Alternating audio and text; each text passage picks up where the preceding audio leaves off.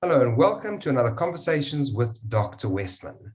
Today's topic is, are you on blood pressure medication? We also have a bonus for you. It's Dr. Westman's free 8 ways to kill sugar cravings. We'll put a link for you in the description. How are you doing, Eric? Great. How are you? Very good, thank you.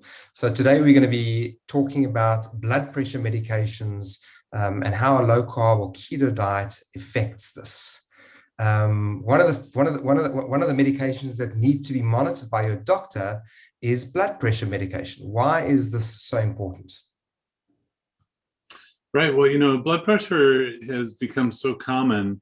I'm in an obesity medicine, internal medicine clinic, a keto medicine clinic specifically. And just about everyone in their 40s, 50s, 60s, certainly in their 60s, 70s, 80s, age-wise, they're on blood pressure medicine. So it's kind of almost assumed that an American will eventually become hypertensive, meaning have high blood pressure. It's a part of getting older, and I'm not convinced because, and the reason why we treat blood pressure is, of course, because that increased pressure inside the arteries, that's what's being measured, the arterial pressure, can actually cause damage within the arteries called atherosclerosis, or hardening of the arteries. And the blood pressure, if it's extremely high, can actually cause very small blood vessels to break.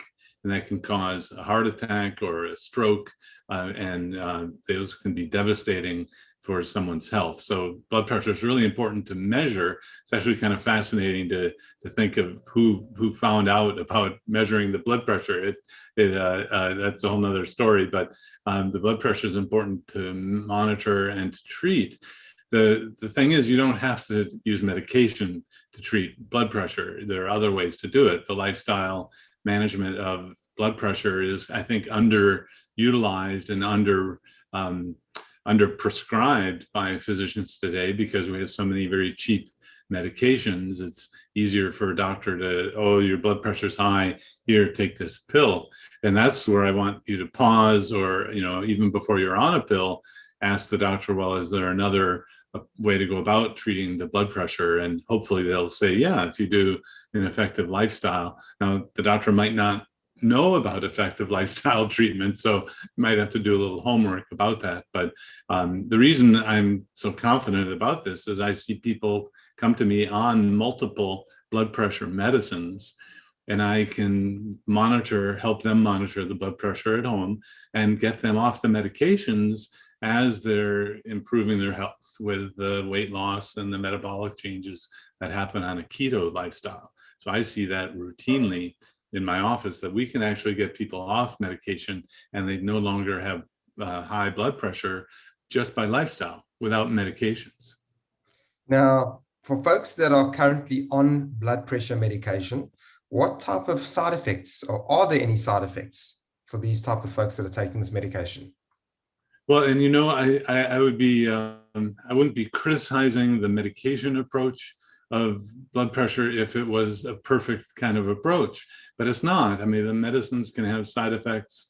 Of course, you have to, monitor and take them, of course.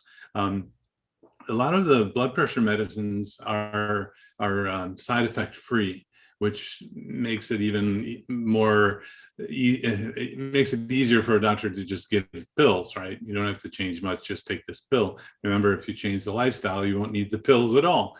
But the most commonly used blood pressure medicines actually can have side effects like you feel tired, the vague, I'm tired, I don't have any energy, it might even affect sexual function. Those are the beta blockers. The beta blockers are often, that's the big category, things like metoprolol, atenolol, there's usually an alol at the end of the beta blockers. The side effects of the thiazides, the hydrochlorothiazide, hydrodiuryl, these are diuretics, meaning they lower your blood pressure by having you urinate out some of the blood volume, so the pressure goes down because you're losing that volume in the bloodstream. These medicines, the thiazides, can actually raise the blood sugar. They can actually cause diabetes. And so tragically, I in some people I see, they're told they have high blood pressure. They're put on these medicines that control the blood pressure legitimately, but then they're told they have diabetes. So they get put on a pill without evaluating whether the medicine that they were on initially is the cause of the elevated blood sugar and the diabetes. So if you're trained to just see a problem and give a pill or a shot for it, this is what's logical. And most doctors in the US are trained this way, to use a medication for the treatment. We haven't been good at training doctors. We're trying, but we haven't been able to, get it into the medical education that effective lifestyle approaches are even better, because then you don't need the medication at all. But so, yeah, these medicines can cause fatigue, even can cause metabolic problems like diabetes. Another common thing that doctors kind of dismiss, but I see it in my clinic a lot, is the ankle swelling that can occur with the calcium channel blockers. So someone comes in, they complain of leg swelling. The doctor says, well, it's just from the obesity, you need to go lose the weight. Well, I mean, I help them lose the weight too, but there are some medicines that can actually cause physical changes like leg swelling, and you stop the medicine and that goes away. So we shine as I'm an obesity medicine specialist, an internist, got special training, and now a keto medicine clinic is my brand of obesity medicine. We actually help people feel better because they no longer have the side effects of the medicines as we reduce and eliminate the medicines as their body health improves. So it's an interesting dynamic, and it helps me because I feel better when my patients feel better. I want them to actually reverse and some of the medical experts in the keto world, we hypothesize or we even wonder if most of the high blood pressure that we see in the Western world is from the sugar and the starch, from the carbohydrates. So that even simple dietary changes like reducing carbs can actually prevent high blood pressure. That's kind of an unappreciated area, because it's just expected that you'll get blood pressure elevation as you get older. That's not the case. You don't have to go down that path. Now, I know that it's quite different to type 2 diabetes medications. I know that when you see someone that's on type 2 diabetes medications, you're able to reduce the medication immediately. I know that it's different for high blood pressure. It's not so immediate. So could you give us a little bit of yeah. Well, when we're helping someone get off medication, I'm a big fan of home monitoring of blood sugar, blood glucose, home monitoring of blood pressure. It's simple to do. Most box stores now have for $30, $50 a blood pressure measurement, or you could go to the local fire station and all. But I like the daily measurement as we're taking people off medicine. Now, the blood pressure changes don't happen like on the first day. I don't reduce or eliminate blood pressure medicines early on like I do with some of the diabetes ones, because the blood sugar plummets. I need to be very careful about the blood sugar medicines, and the blood pressure medicines generally takes weeks to months, but I want to get people in the habit of measuring the daily blood pressure. Weeks to months, meaning as the blood pressure comes down, we give parameters of, when the high number gets under 110 or 105 or 100, then, or if you get weak and dizzy when you stand at home, these are warning signs that you want to, I ask people to contact me, and then we'll adjust the medications down. More and more doctors in my area are able and willing and understand how to de-prescribe the blood pressure medicine, because it's a slower process. The typical frequency, most people in my area see their regular doctors maybe once every 3 months or 6 months, and the blood pressure coming down is a relatively slow process. So a lot of other doctors are doing that. I'm noticing in the patients we share, the blood sugar medicine, diabetes medicine, you need to control and be careful a lot faster. And most other doctors don't understand how to do that, and maybe you don't even want to be available. I ask people to contact me that day, that moment, if they don't know what to do with insulin, because it's that risky. Potentially risky. You want to be sure. But the blood pressure, thankfully, will come down over time in just about everyone. I have to say maybe 10% of folks, if you're in your 60s, your 70s, you may be on blood pressure medicine even when you're doing a keto lifestyle and you're at your goal weight. And I think that's because the underlying artery, remember, it's the artery and it's the fluid inside. And every time the heart beats like a hose, the pressure goes up and down like this. And over time, the arteries themselves can get a little hard or a little stiff.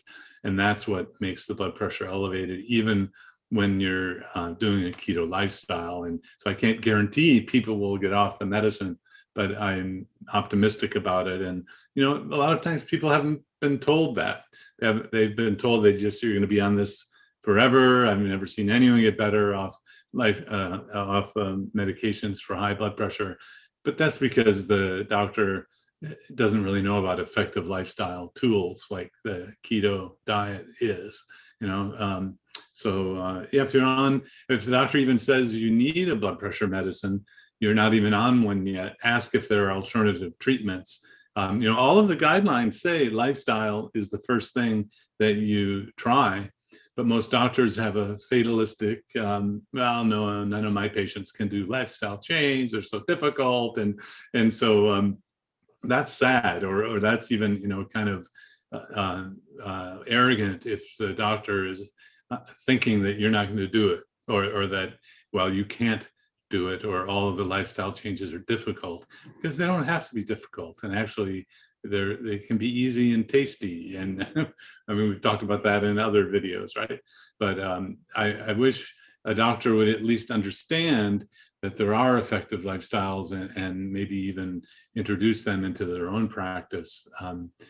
Lifestyle's on the guidelines, and so the guideline at least gives some attention to it. But in practice, most doctors will just go to the pills for high blood pressure without giving an option for the lifestyle change. I think that if most patients were told about the different options, there was a 90% chance they could get off medications for their blood pressure, they'd probably take that if they knew they had that option. Let me ask you, what would happen if someone had to go on a strict keto or low-carb diet, and they didn't lower their blood pressure medication, or they didn't tell their doctor? What would happen to them? Yeah, so the medicines for high blood pressure can become too strong. And the blood pressure, meaning the blood pressure can go too low. And the symptoms of that are feeling weak, and then after that, feeling weak and dizzy when you stand, or going from lying down to sitting, you feel woozy, lightheadedness. The language is interesting. I mean, swimmy headed. I mean, people have all sorts of ways to say it, but you feel lightheaded, and that's because the blood pressure is so low. It is low, too low for proper brain function, right? So you can even go from sitting to standing, and if you feel like the blood is rushing out of your head like this, you can pass out and faint. So the medicines for blood pressure can become too strong. You want to be monitoring the blood pressure as you do effective lifestyle change, like a keto program. That's why we call this prescription strength, because it's as strong as these other medicines, are even stronger, because we can eliminate many different types of medicines, including the blood pressure ones.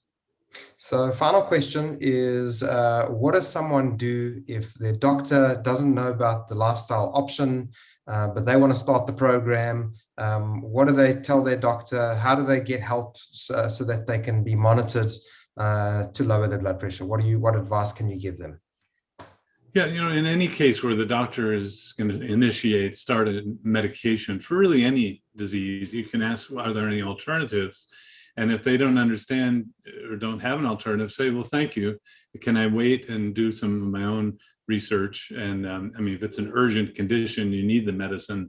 If it's urgent, then go ahead, take the medicine. I'm not against all medicines for urgent conditions, but if it's something that could wait, say, a month or two, a lot of times you have that time to think about it. Do some research, look for keto medicine doctors, low carb friendly. There's a term called keto friendly now. There's a new organization that we created called the Society of Metabolic Health Practitioners, and they're practitioners joining their list of these people who are all around the world. So you do a little homework on your own to see if there are other lifestyles that that overlap with your way of thinking about what to eat and what you like, your preferences, things like that. And then, so thank your doctor for the advice, and say, I would like to do a little more research. And I might even say, well, I'll send the drug to your pharmacy. Well, you don't have to go get it and get on it immediately if it's not an urgent problem. You can think about it, and a lot of people will come to me personally because they did the search and looked for doctors who use lifestyle instead of medication to treat high blood pressure, diabetes, really a host of other conditions. Eric, thank you so much. This was absolutely invaluable information. We really appreciate it. That's all we have for today, folks. Don't forget to grab your bonus. It's Dr. Westman's free 8 ways to kill sugar cravings, and we'll put the link for you in the description. If you would like to learn more about Adapt Your Life Academy and our upcoming courses, we do have our third incarnation of the Keto Made Simple Masterclass by Dr. Eric Westman, starting in the last week of April. So go on to adaptyourlifeacademy.com, click on Keto Made Simple Masterclass, and join the waitlist so that you will be alerted when that enrollment opens up.